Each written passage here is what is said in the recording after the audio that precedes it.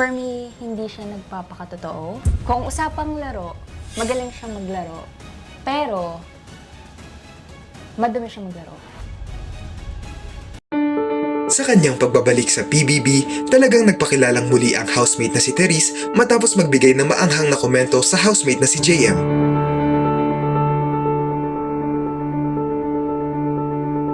Muling bumalik si Therese kasama ang mga dating na-evict na housemates na sila Jazz, Jaren at Dongpat bilang mga house players para subukang ipakita ang tunay na ugali ng mga nananatili ngayon sa bahay ni Kuya. Sa isang episode, magkakasama silang nag-uusap para kilatisin ang mga natitirang housemates na sila Kai, Rain, Fiang, Binsoy, JM at Colette.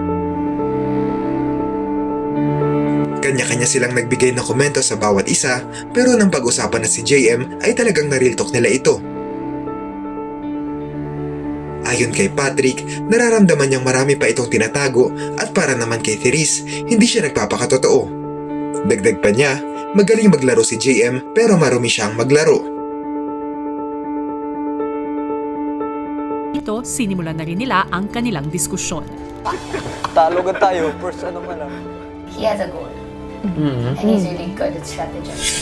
Alam niya why he's here eh. For me, he's genuine. Nararamdaman kong marami pa siyang tinatago. At hindi ko alam kung kailan niya ipapakita yun. For me, hindi siya nagpapakatotoo. Kung usapang laro, magaling siya maglaro. Pero, madumi siya maglaro. Magaling siya maglaro. Pero, madumi siya maglaro. Dahil dito, umani ng samot-saring komento si Therese at nagtrending pa sa social media. May mga bumati ko sa kanya sa pahayag niyang ito, pero may mga sumuporta rin at sinabing epektibo siyang house challenger sa bahay ni Kuya. Nakilala na noon si Therese bilang hindi takot sabihin ng saloobin sa iba at muli niya itong pinatunayan ngayong nakabalik na siya.